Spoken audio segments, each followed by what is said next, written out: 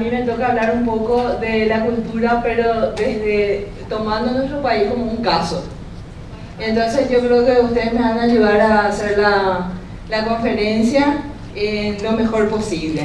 Lo primero es agradecerles a los amigos también, ¿verdad?, que organizan esto. No es fácil organizar eventos y yo creo que vale también un aplauso para ellos, para Familia por la Paz, por ISO, por la gente, por las personas que nos ayudan a estar juntos. Da gusto, ¿verdad?, encontrarnos de vez en cuando en un lindo lugar para hablar de estas cosas tan importantes.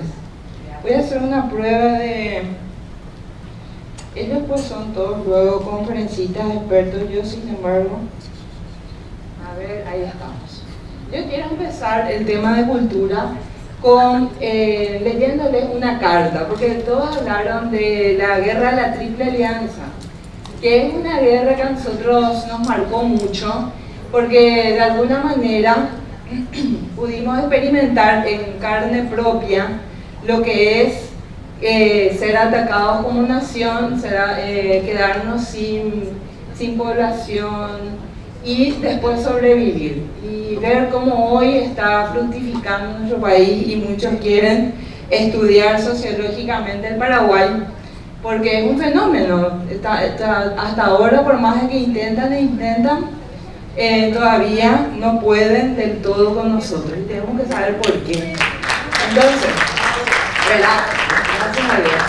Entonces, lo primero es hablar un poco de la familia y acá traje una carta que escribió justamente el mariscal Francisco Solano López a su hijo Emiliano López Pessoa, su hijo mayor, el que tuvo con la pilarense, que estaba viviendo en Estados Unidos en ese momento. Él está ya en Ascurra, está en junio de 1869, a unos meses de ser asesinado en Socorro, ¿verdad? Ya llevaban 5 años de guerra, todo lo que significó, ya estaban en una etapa bastante dura, y esta fue la última carta que le escribió a su hijo. Esta carta se rescató después, se publicó en el 68 en una revista cultural. Muy interesante es para entender lo que es la mentalidad de la época, y sobre todo yo considero que seamos lopistas o antilopistas o lo que sea, este hombre fue, digamos, como dicen algunos investigadores históricos de Argentina sobre todo, ¿verdad?, el fruto también de toda una educación que tuvimos en Paraguay, y al hablarle él a su hijo, ¿verdad?, en los últimos meses de su vida, uno puede ver cuáles son las cosas que a él le importan y los valores que él tiene. Y aquí quiero ya empezar con algo, ¿verdad?, una reflexión que siempre me dicen, ¿verdad?, y sí, pero nuestra cultura y es machista y él también tuvo dos mujeres, no sé qué. Sí, pero el marco cultural lo que nosotros tenemos que aprender a defender también. Porque hay digamos, un marco cultural que te dispone para vivir bien, vivir con virtud, y hay marcos culturales como el que estamos viendo ahora que no te disponen para vivir con virtud, para que vos puedas hacer tu vida bien, ¿verdad? Dicho esto, y ambientando ya que ahí les escribí que la terrible guerra de la Triple Alianza contra el Paraguay, ya que fue también auspiciada por Inglaterra, estaba destruyendo por completo el Paraguay, que ya llevaban 5 años de heroica resistencia. Pocos meses después de la fecha de esta carta, él sería ultimado en Cerro Corá, y ahí también moriría su hijo Panchito López, que ustedes saben que tenía entre 14 y 15 años, y hasta el vicepresidente Sánchez dijo en ese momento, ¿verdad?, que él no se rendía, tenía 80 años y le prometió una amnistía. Él dijo: yo soy paraguayo, yo no me voy a rendir. Yo a mi hija digo: soy paraguaya, yo no me voy a rendir. Bueno, mi querido hijo Emiliano, vamos a leer un poco la carta. Yo no pude traer, o sea, no les puedo mostrar, es bastante larga, pero les traje algunos elementos de la carta. Dice: mi querido hijo Emiliano, fíjense que la persona tiene una dimensión afectiva, corporal, tiene una dimensión psicológica, una dimensión social, ¿verdad? Una dimensión trascendente. Y en esta carta vamos viendo cómo un padre que tiene una visión personalista, ¿verdad?, va de por sí, de forma natural, expresando todas las dimensiones. Lo primero que le dice es que le quiere. Es que nosotros a veces nos acostumbramos, queridos, pero es que, o sea, es que en tu cultura haya esta expresión, querido fulano, qué lindo va a decirnos queridos y queridas, ¿verdad? No sé si habrán llegado a tus manos mis anteriores de abril, pero me temo que no hayas recibido la primera, que lo que sentiría por lo mucho que te hablaba en ella. Eso es algo que subrayé porque mucho le escribe, o sea, quiere decirle todo, ¿verdad? Te he recomendado mucho a este caballero, se refiere a Matt Mahon, que era general norteamericano, que gustoso acepta la recomendación y quiere servirte de guía allá en Estados Unidos, donde está Miriam. Yo cuento de que tú serás dócil a sus indicaciones y direcciones, dice. Y ahí les voy a mostrar lo que estoy subrayando.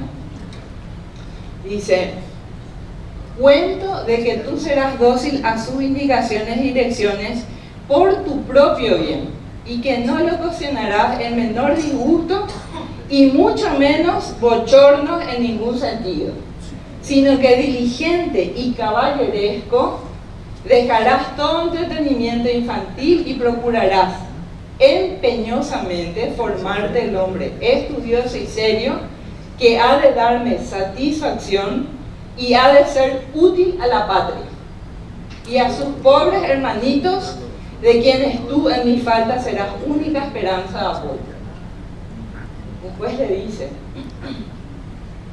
a ver un poco, ustedes van a ir viendo los subrayados.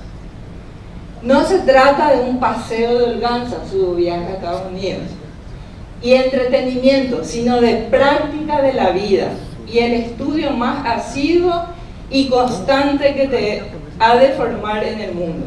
Hubo un tiempo en que con poca aplicación a tu verdadero adelanto, lo has descuidado todo, ahí le reta, ¿verdad?, para preferir entretenimientos fútiles y una sociedad inconveniente. O sea, se juntaba con unos chiquilines, ¿verdad?, como la de García, le dicen, en vez de cultivar más estrechas relaciones con otros compañeros que, aunque apareciendo en condiciones más humildes, están llamados a trabajar en el desarrollo de nuestra patria. Interesante, ¿verdad?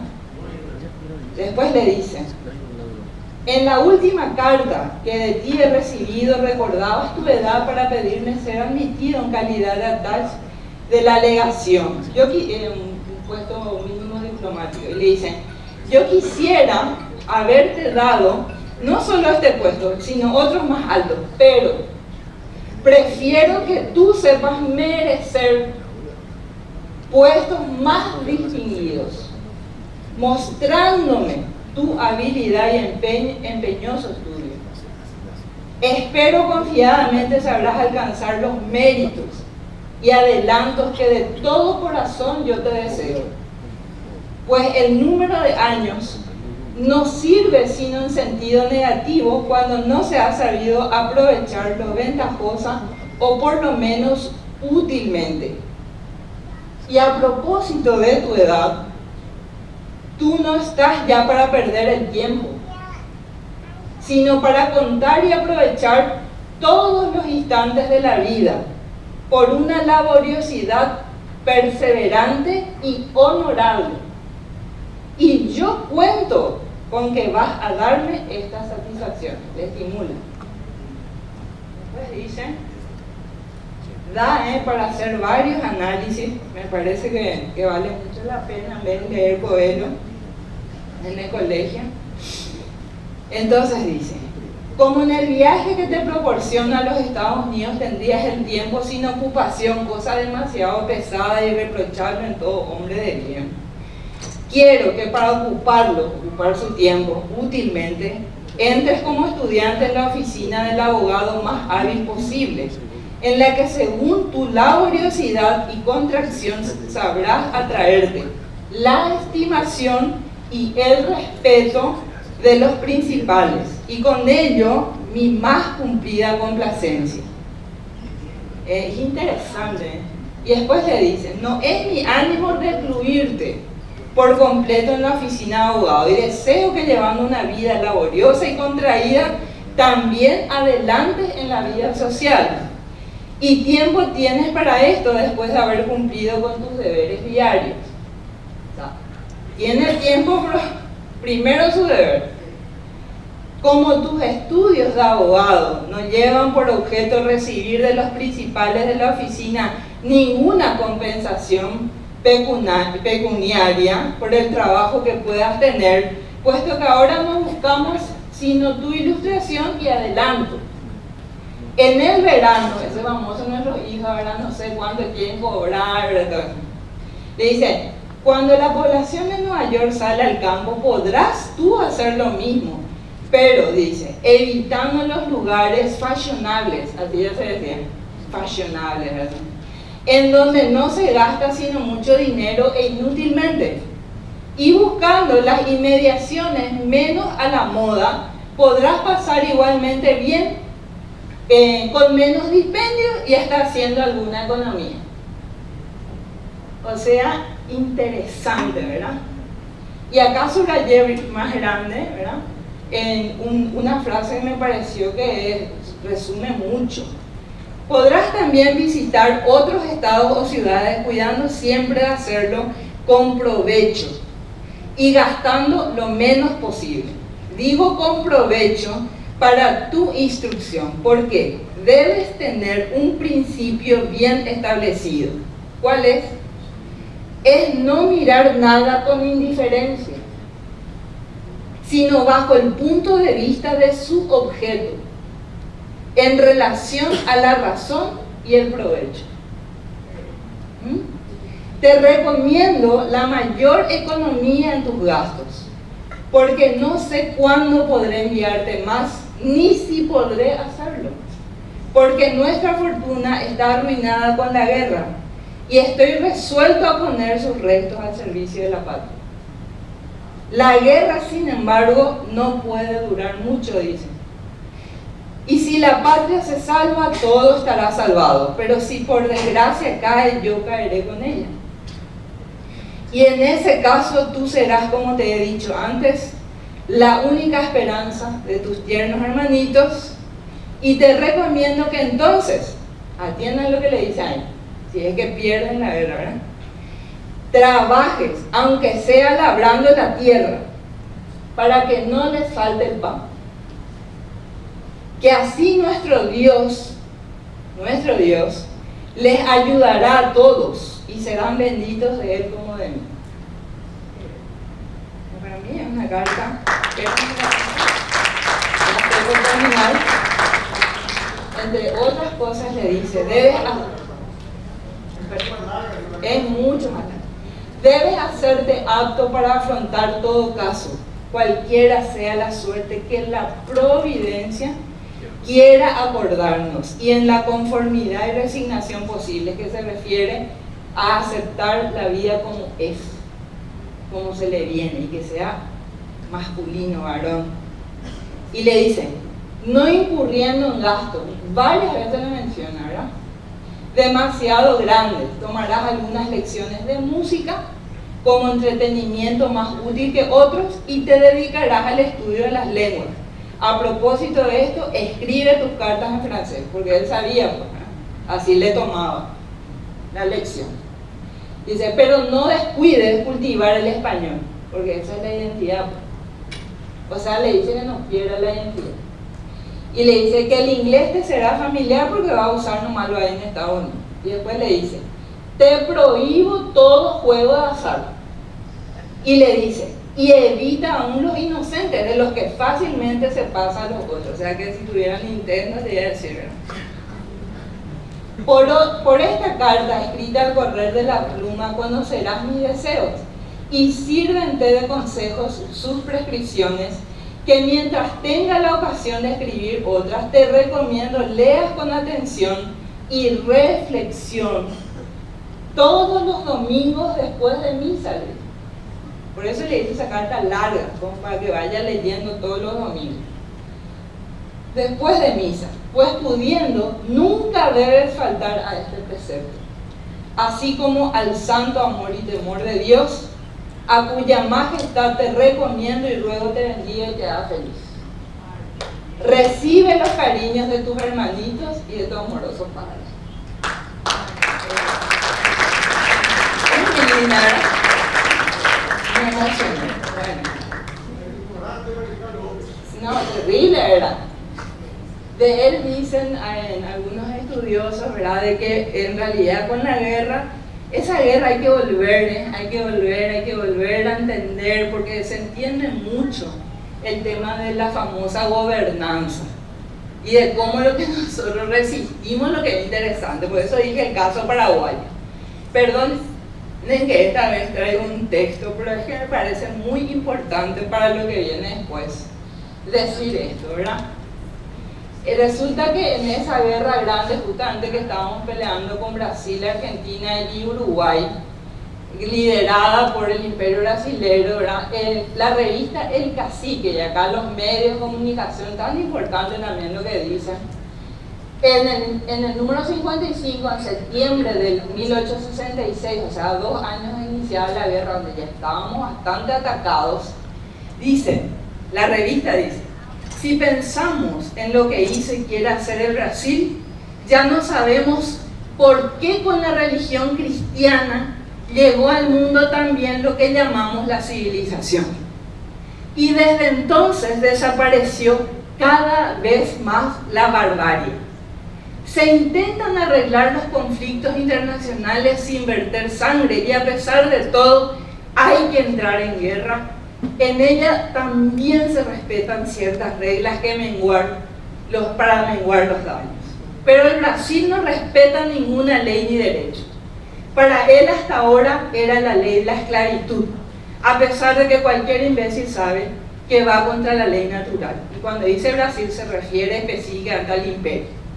Y como no ha esclavizado bastante, ya quiere apoderarse de toda América y desde el principio quita la tierra a los otros, pedazo por pedazo, el derecho de propiedad, ¿verdad? E hizo un trato con Mitre de Argentina y Flores para que les rendieran sus patrias y con él invadieran la nuestra. Nos trajeron una guerra que es más cruel que las del tiempo de la ignorancia, así le llaman al tiempo de la ignorancia, o sea, antes del anuncio cristiano.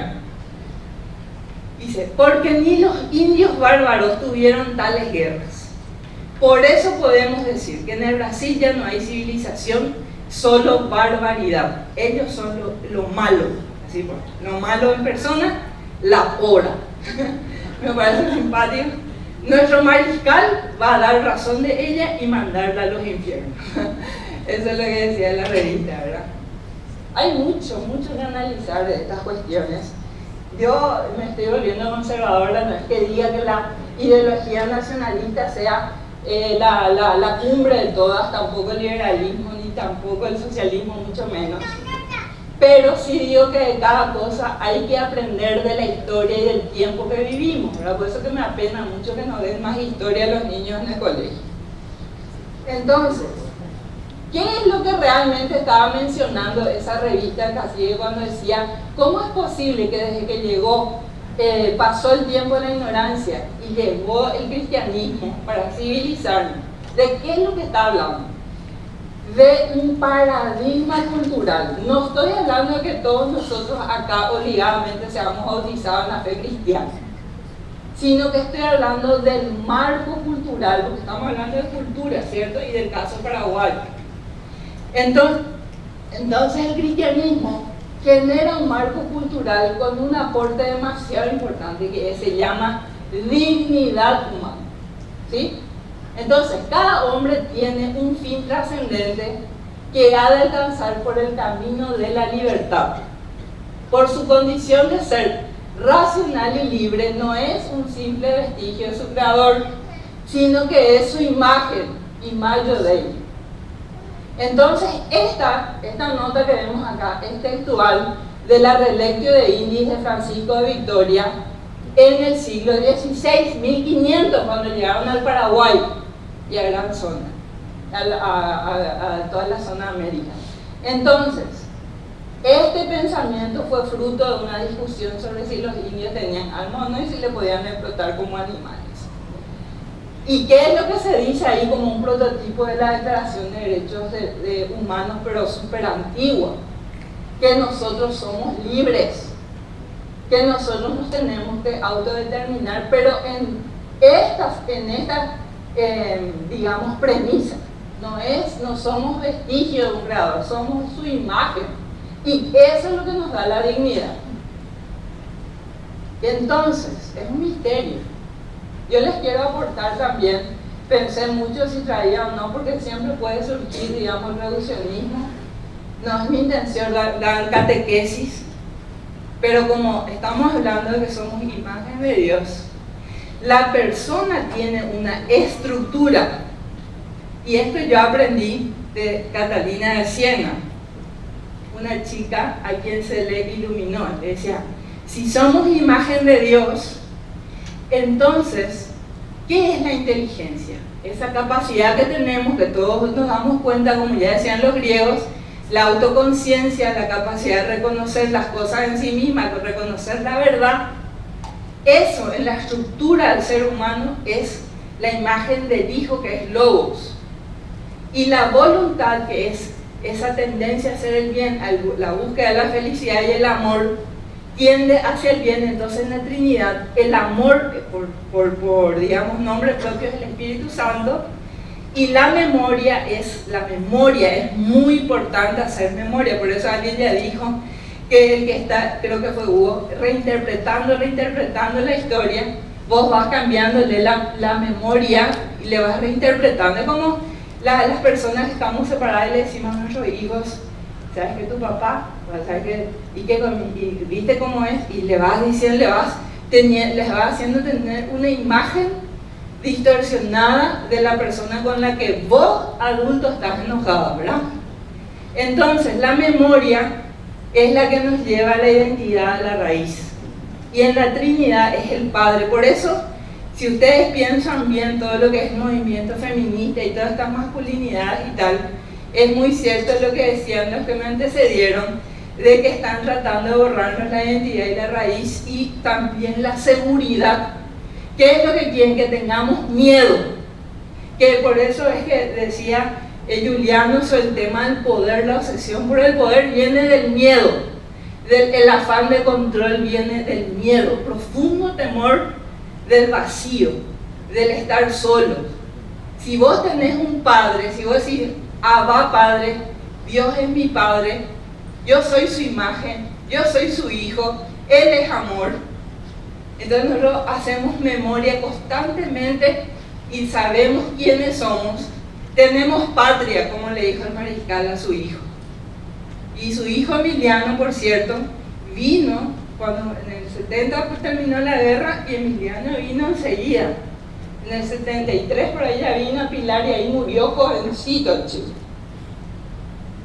Bueno, entonces, en el paradigma cristiano lo que aporta, el gran aporte es la dignidad humana. Y ahí podemos ver, como estamos viendo el caso de Paraguay, acá teníamos los indígenas que buscaban, en el paradigma indígena había superstición, había vida nómada, politeísmo y poligamia. Ellos decían que estaban buscando el Udumarane, o sea, la tierra sin mal. O sea, siempre iban de un lugar a otro pensando que era un lugar físico. Y en el paradigma cristiano, cuando les llegó esto, con el bautismo, tradujeron Ñemongaray, hacerte hombre. Es muy interesante el guaraní, porque dice, el bautismo es pasar a un estado en el que uno es hijo del creador del mundo. Y el caraí, cuñacaraí, esa dignidad no te da el dinero, el poder, el Estado, no te da la ley, como hacen los positivistas, sino que te da una gracia. Y en ese sentido les pido disculpas para los que por ahí no creen en estas cosas, pero para mí es muy importante recalcar de dónde viene el paradigma de la dignidad humana. O sea, hacerse verdaderamente hombres para ser felices. no es hacer, no es tener, es ser. ¿Quién sos? Yo me acuerdo bien que vos te ibas al campo antes y tanta guerra, tanta revolución, tanta pobreza, tanto mal gobierno y la gente pobre, descalza, con la ropa raída, y la gente decía, ahí viene don López, ahí viene doña fulana. No es porque tiene la ropa raída que no es una doña y un señor, es un caraí y una cuña caraí, y hay que respetarle, ¿verdad? Entonces, la familia se convierte con este paradigma poco a poco, ese Wilmaraneú, que antes era una tierra, algo externo, se va convirtiendo de a poco en ese lugar donde uno es feliz. Y se convierte en el primer centro cultural del paraguayo. El paraguayo, ustedes no van a ver porque nos dicen el caso paraguayo, que es lo que acá pasa, que ustedes resisten. Porque nuestro centro cultural nunca fue el CCPA. Ahí vos te ibas a estudiar inglés. Tu mamá y tu papá en tu casa eran tu centro cultural, ¿o no? Vos no te vas a sentar sin camisa, en mi mesa no te vas a sentar sin camisa conmigo. Vos en mi casa no vas a traerme esa nota, ¿entendés? Vos a tus hermanos, o sea, centro cultural, ¿verdad? Entonces, un padre tiene dos obligaciones con sus hijos, decía San Alfonso María Ligoy: proveerles sus necesidades corporales y educarles en la virtud. Y como hacían preguntas mis antecesores, yo también como pedagoga me pregunto, ¿será que nosotros solamente estamos ya como ayolas tras los guaraníes, pero tratando de proveer las necesidades corporales? Mi hijo tiene todo. ¿Todo qué? Porque no tiene nuestro tiempo, no tiene nuestra atención, no tiene nuestra enseñanza, nuestra guía, no tienen muchas cosas. Tenemos que plantearnos, porque no es solo el progresismo y el ataque externo. Tenemos que también tener la valentía de decir qué estamos haciendo mal nosotros y educarles en la virtud, porque hoy está de moda ser inteligente. Qué inteligente que es, pero Bill Gates es muy inteligente, pero es virtuoso. O sea, fulanita, acá todos los letrados, que me perdonan Hugo y todos los abogados, acá está Valeria y el rollo, siempre digo esto, pero es una anécdota muy simpática. En Paraguay se le dice letradito al que demasiado va para el lado del positivismo, se rechazó siempre. O sea, no es la ley la que te hace bueno, no es la ley la que te hace inclusivo, no viene de fuera, es de dentro, es la virtud, es disponerte para hacer el bien. Y para eso tu mamá hacía lo siguiente en el Paraguay, por si sirve, ¿verdad? Por ejemplo, la mamá le hacía en la casa donde había varios hermanitos, nosotros tomamos tereré, entonces el más chiquitito, ay qué rico es tu tereré, y él era el que le servía a todo, y de conocerse la familia era grande. Entonces los tíos, las tías, la ronda de tereré podía tener 20 personas, y el nenito ahí. Y ahora vos le decís, anda a servirle, y se te plantan 3 de los familiares. Pero no te digo una feminista de género que viene a plantarse en tu casa. Nosotros los estamos neuróticos y que no le podés tocar porque tu bebé, tu niñito ya tiene 40 años, como dijo Juliana, y vos seguís todavía tu niñito, su papita, su no sé qué. Y no maduramos, porque no estamos teniendo en cuenta que tenemos. Y respuesta es la otra ausencia. ¿Cuántas familias, al no tener la provisión de las necesidades corporales, se venden afectivamente, se prostituyen afectiva y moralmente, van decayendo? Porque realmente falta también esto, ¿verdad? Y hemos tenido casos terribles por nada. Entonces, en nuestro paradigma de la dignidad, esto va formando una identidad porque vamos teniendo experiencias de vida, tenemos historia en común. Y vamos reconociendo que la vida tiene valor. Santa Nic, mi abuela, cada hijo que nacía, un embarazo, y las vecinas y los vecinos ya le daban el niño de mandioca, de maíz y de poroto para que ellos no tuvieran que irse a la chacra. 9 meses. La vida no es la vida, obras son amores, decía mi mamá. Obras son amores, no es te amo, no, no es te amo fulanito, está bien, te amo fulanito, pero te amo, te doy mi niño de poroto. Vos no te vas a ir 9 meses a la chacra, ¿entendés? Obras son amores. Y entonces, reconoce el valor de la vida, reconoce el valor de la persona, reconoce el valor de la familia. Todos nos amábamos y andábamos juntos como hermanitos, claro que no. Mi abuelo, que fue educado en este paradigma, tenía su rosario y tenía su arma de, ¿cómo es? Su machete. Dormía así, ¿entendés? O sea, su rosario y su machete. Y bueno, así fuimos haciéndonos, con muchas luces, con sombras, como lo que es real. Porque lo que es real, cada uno de nosotros acá, no creo que alguien pueda decir, yo soy acá el más perfecto, estoy en camino. Reconoce el valor de la naturaleza, de la verdad y de la virtud. La virtud es importante, porque es una disposición para hacer el bien. Y la libertad es poder hacer el bien. La libertad es hacer el bien, entonces tiene que ver con la virtud. No es hacer lo que quiero, como le decía López a su hijo. Reconoce la división entre el poder civil y el poder espiritual o moral. Esa anécdota del país Majeí, que es como el cura ya dijo, en realidad esconde una cuestión que hoy está muy en boga. Que resulta que el poder ejecutivo me dice a mí, como a través de un ministerio, que es buena crianza, como yo le tengo que criar a mis hijos, hasta donde tengo que gritar y todo eso. Y el poder espiritual, moral, la familia, tu padre, le ningunean al padre, le sacan la autoridad, y nosotros permitimos muchas veces que eso suceda, a pesar de que eso no está en nuestra identidad. Algo dentro nos dice que hay que saber distinguir entre autoridad y autoritarismo. Tenemos que saber distinguir. La otra vez el ministerio le puso una suspensión a un director que le deja fuera a los alumnos que llegan tarde. Y en vez de felicitarle porque es el único que le enfrenta a una masa de tardones, entonces le sanciona. ¿Saben qué? Él va a jubilarse rápido y va a salir. ¿Saben quiénes se van a quedar como directores? Los más cínicos, a los que no les importa nada el desarrollo de valores de nuestros hijos. Y nosotros como padres les estamos criando hipersensibles. Toda autoridad ya es autoritarismo. Y eso no está en nuestras raíces culturales. Eso nos estamos inventando ahora.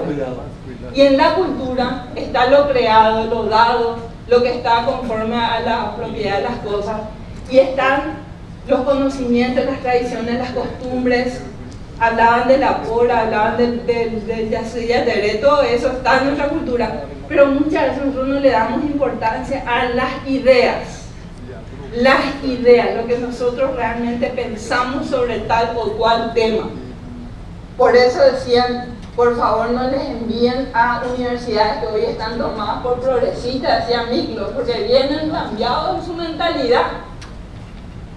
Entonces se transmite de una generación a otra. Como les digo, no es que ellos dicen todo era perfecto antes. Lo que pasa es que este paradigma es civilizatorio.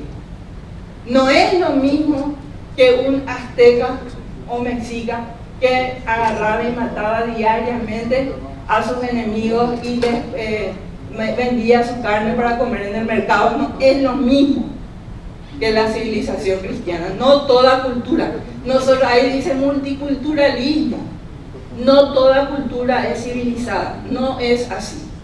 Hay culturas que te llevan para el bien. La pseudocultura que estamos viviendo ahora nos está haciendo retroceder. Por eso decía Miklos, no podemos decir progreso, tenemos que decir retroceso. Entonces no toda cultura esa es también una ideología, el progreso permanente. No todo lo que hacemos nos hace progresar. Hay muchas cosas que nos hacen involucionar. ¿Y qué tenemos que hacer? Discernir. Y para eso tenemos nosotros un gran tesoro. Hagamos memoria en nuestra civilización, que ha descubierto que la persona tiene una dignidad particular, ¿verdad? Y también bebe y se nutre de muchos aspectos de la filosofía griega, del derecho romano, de la doctrina cristiana, de la ciencia experimental. Todo eso también está. No es que rechaza la ciencia, no es que, al contrario, quien más, quien menos. Yo me acuerdo que habían abuelas paraguayas que por las situaciones de guerra, porque nuestra población quedó muy diezmada, no teníamos dinero, eran analfabetas, agarraban el cinto acá de cuero y le decían, ustedes van a estudiar. Ella no sabía ni leer, pero le decían, estudiata. Y le hacía estudiar, o sea, valoraba el estudio. Aunque ella no tuviera la posibilidad de irse a la escuela, valoraba que sus hijos y sus nietos pudieran irse y hacía enormes sacrificios para que estudiaran en el colegio y que fueran a la universidad también. Este es un mural que hizo Coti Ruiz, está en el Banco Central, es más grande, pero interesantes son los gestos. La mujer. Ahora mis amigas, porque yo trabajo en un medio de prensa, mis compañeras feministas, dicen que la mujer siempre estuvo oprimida en el Paraguay. Yo digo, ¿vos no tuviste luego abuela, mamá? Porque yo las mujeres paraguayas que conozco son súper valientes y más bien arrasan, ¿verdad?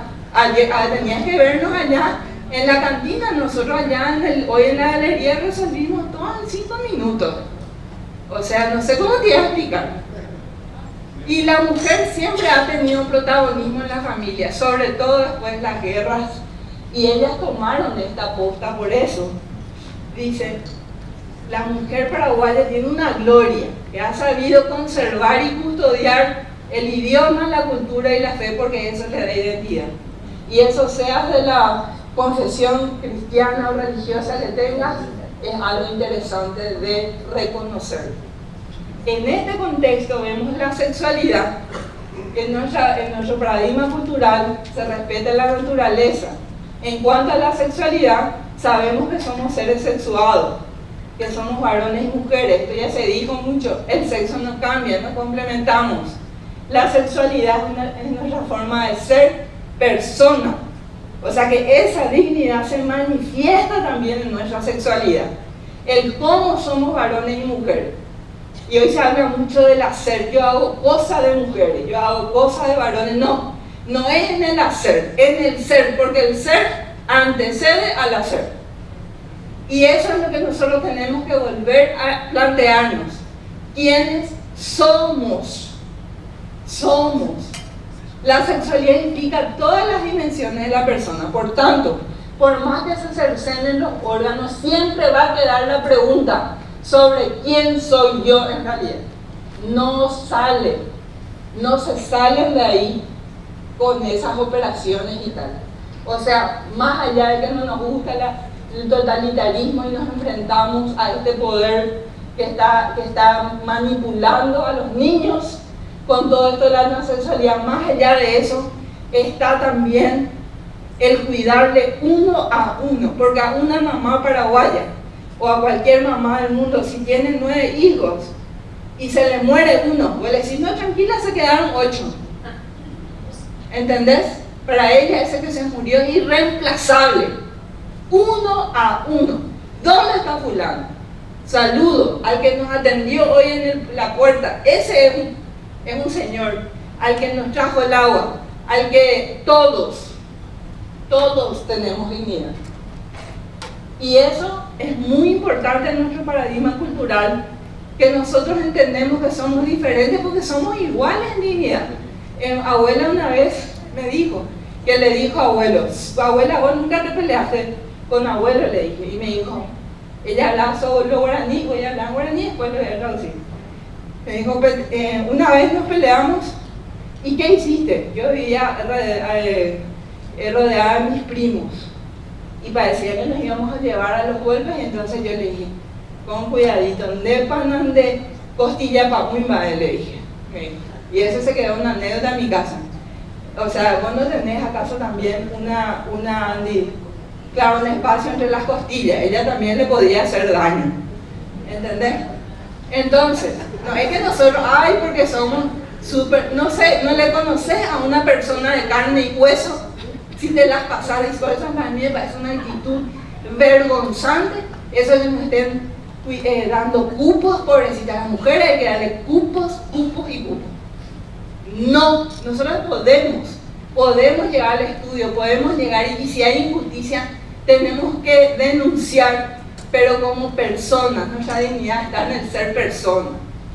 Y construir una sociedad que valore la persona, y tenemos mucho trabajo que hacer. En eso tenemos que gastar plata y energía. En que la cultura siga fomentando y protegiendo este proceso natural que es el que le da la base no solo a la sociedad, al Estado también. ¿O quién va a pagar impuestos si no hay familia? ¿O quién va a sostener las instituciones si no hay familia? Se equivocan los vendepatrias, ¿no? O inútiles o antipatriotas que creen que van a ayudar al enemigo.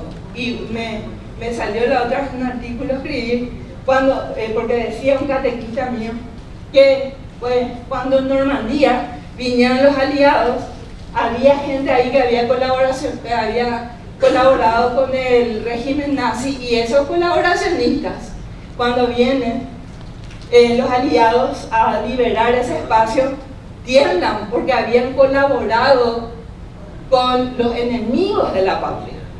No los que tenían ideas contrarias, los enemigos de su nación. Lo que está bueno. Y tenemos que ponernos de un lado de la historia. O somos colaboracionistas del marco de gobernanza, o vamos a ir por el lado de la identidad. Y entonces, el ser antes del hacer significa también que los derechos humanos son algo que se reconoce. Al reconocer esta naturaleza y esta dignidad particular del ser humano, que tiene inteligencia, que tiene voluntad y que es libre, es que ahí se reconocen los derechos. Los demás caprichos y pseudo derechos no, ¿verdad?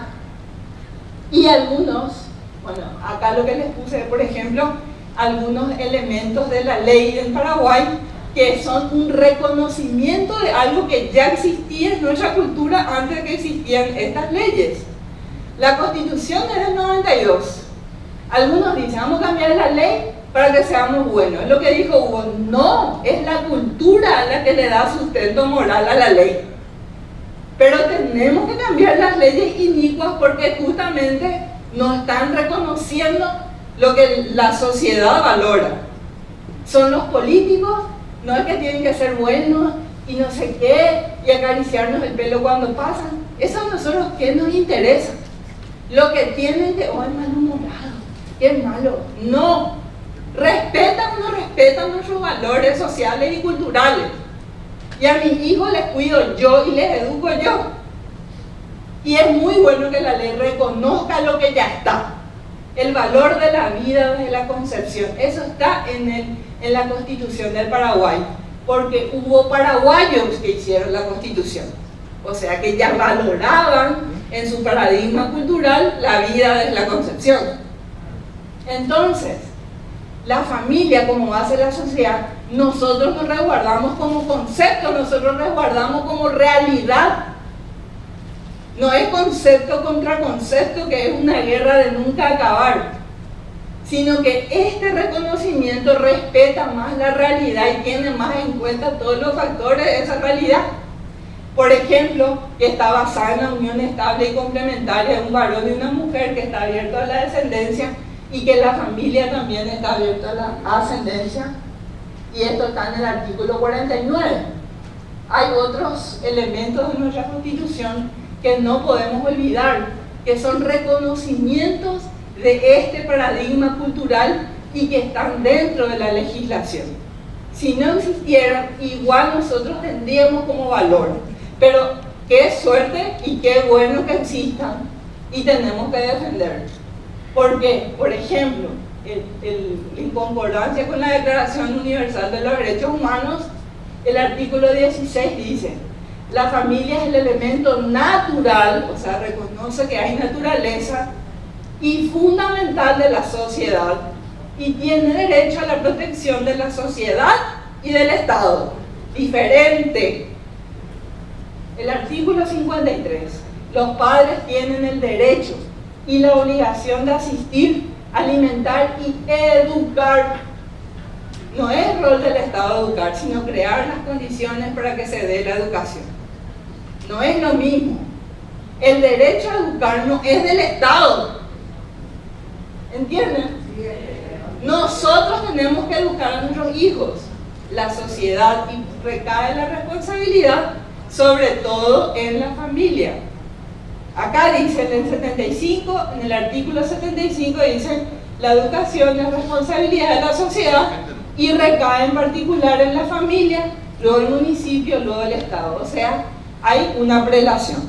Y hoy en nuestro contexto cultural se está tratando justamente, se está cambiando la visión sobre la persona, como Miguelito, ¿verdad?, que le quería llamarse, dice Batman, y quería ser suizo, así comía chocolate todo el día. Bueno, y expresa un poco esto. Se les vende a los jóvenes de que no reconocer la naturaleza de la sexualidad les va a hacer vivir sin límites, libres, sin límites. Pero la trampa está que justamente esa naturaleza es la que garantiza los derechos. Porque si nosotros no tenemos una dignidad particular, ¿qué somos? Y ya ven, personas, animales, personas, objetos. Si todo es persona, nada es persona. Se despersonaliza. Si el hombre tiene una dignidad particular, igual va a cuidar la ecología y todo, porque va a querer vivir según su dignidad. Se pretende autoconstruir culturalmente un nuevo hombre. Esto no es nuevo. Todas las ideologías pretenden lo mismo.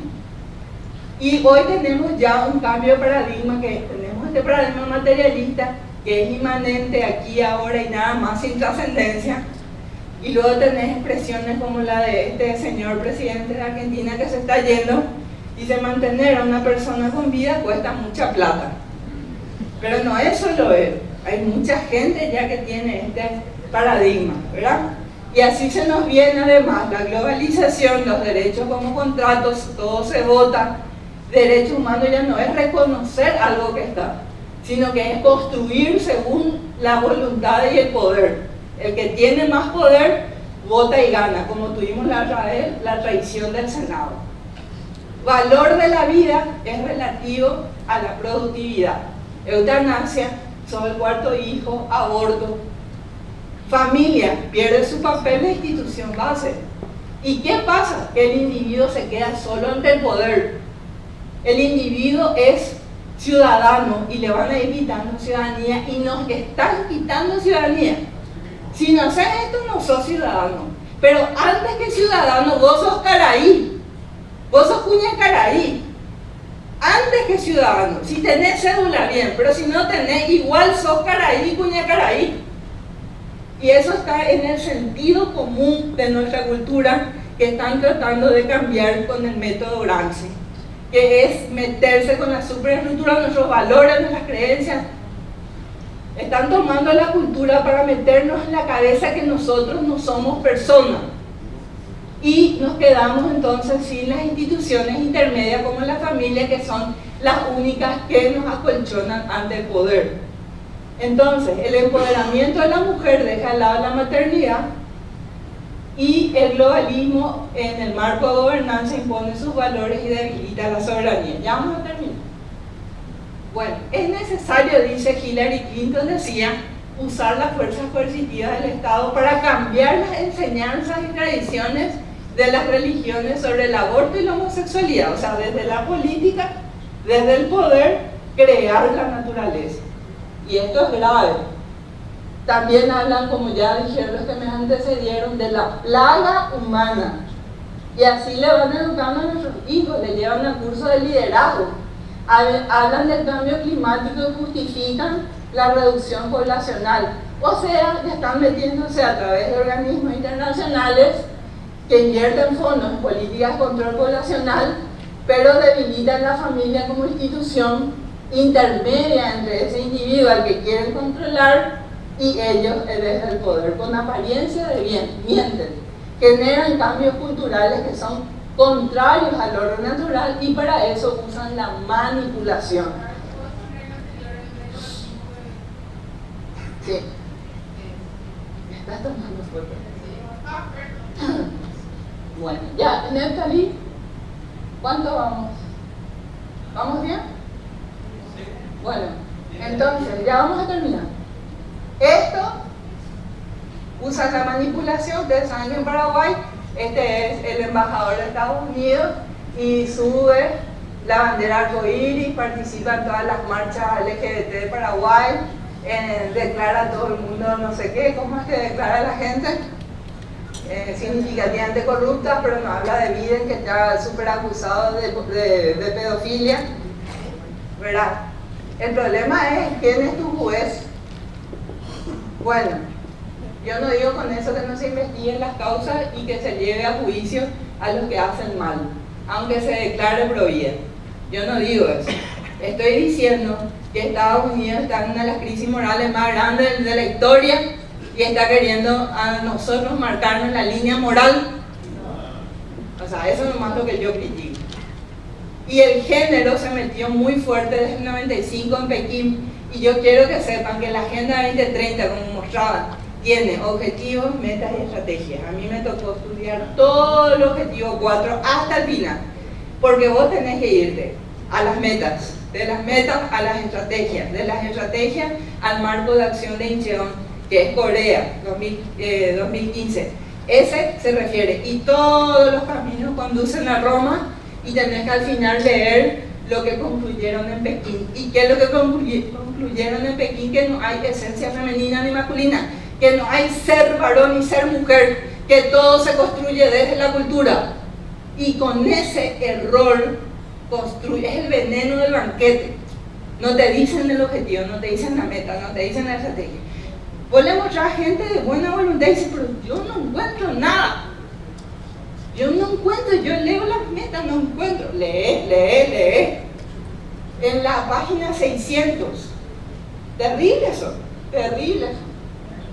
Entonces, hablan de familias, con la excusa de nosotros que por ahí hay viudas, o como mi hermana que es viuda, yo que soy separada, otros. Y hablan de familias con ese. Lo que menos nosotros necesitamos, los que tenemos heridas existenciales en la familia, es que nos digan que hay familias, que tu perro es familia. Si vos lo que necesitas es Día del Padre, de la Madre, para que tus hijas también vean que existen padres en este mundo que son responsables, que existen abuelos que son buenos y que existen madres que son dedicadas. ¿Me entienden a lo que voy? Ellos dicen que terminar con la familia clásica biológica, eliminará también la necesidad de reprimirse sexualmente.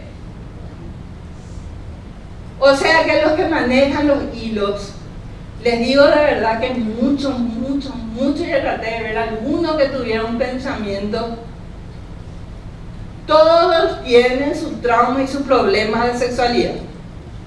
O sea, desde Simone de Beauvoir para atrás y para adelante. Y las que dicen soy feminista y cristiana no saben lo que dicen. Porque como ya decían, y esto tomé de Miguel Quesada, que me dio permiso para usar su diapositiva, la persona cuando se desune de Dios, cuando ya no tiene familia, se deshace del diseño original, es una víctima perfecta del sistema. Y va perdiendo criterios objetivos. Ya no saben en la universidad norteamericana, no saben definir lo que es ser mujer. No saben definir, ahora sí ya el tiempo. Viene el subjetivismo, el relativismo, el narcisismo, el hedonismo, el nihilismo y la decadencia cultural. Por eso vemos cada vez más cosas, a pesar de que hay leyes así. Leyes, medio ambiente, no sé qué, la Agenda 2030, y va la sociedad para abajo. ¿O ustedes no ven en Europa lo que están haciendo ahora ya? Que chicos educados en Europa prefieren meterse del lado contrario para fastidiar su propia cultura. Una decadencia tremenda ahí con las drogas. Y acá le tenemos a una eminencia sentadito ahí calladito.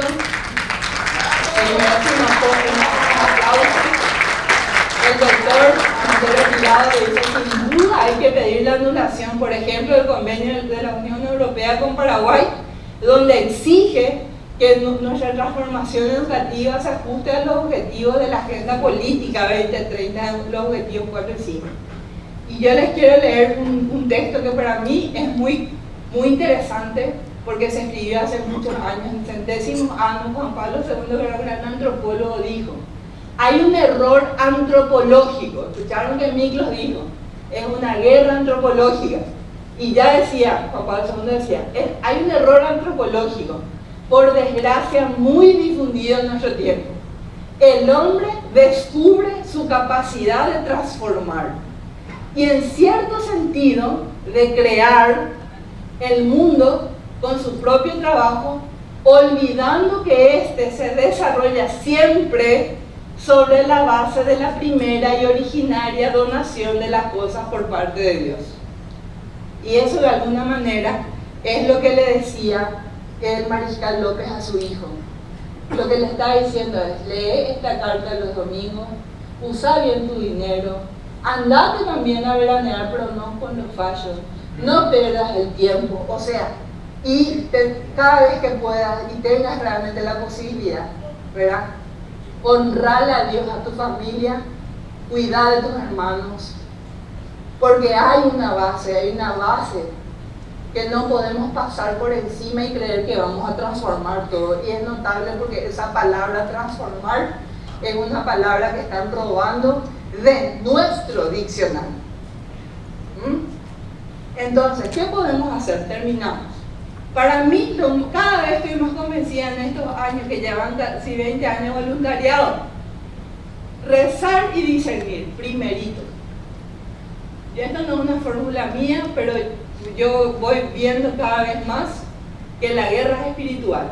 Digan lo que digan, que sos dogmático, fanático, religioso. Si no rezas no vas a poder discernir, orar, formarnos e informarnos. Esto que estamos haciendo hoy de perder el tiempo en un día laboral, lunes por ahí, formarnos e informarnos, actuar en comunidad, nunca más solos, no solo, y esa es la clave del paraguayo. Al almacén con tu hermanito, al baño, eso toda la vida nosotros hemos tenido, ¿verdad?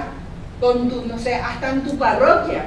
Yo en La Piedad tenemos un camino largo donde te vas al baño, y soy maestra de niños, entonces 3 niños juntos, les reto luego si se van solos, porque nosotros tenemos que vivir juntos, y nos peleamos, o los hermanos no se pelean nunca.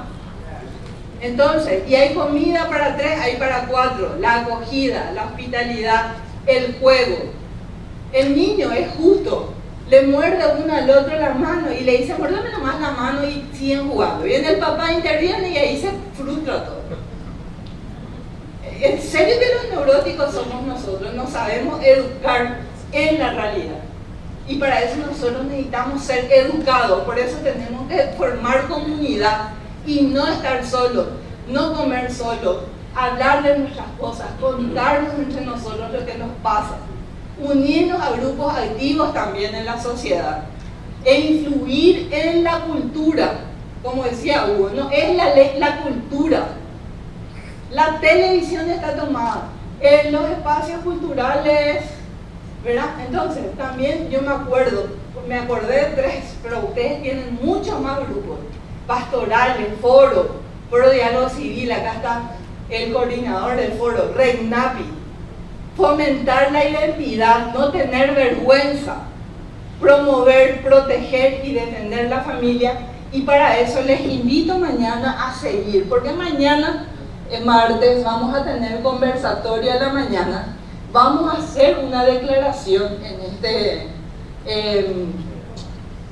esta convención, y vamos a sacar una declaración pública en defensa de la familia. ¿Qué les parece? Un aplauso para ustedes por la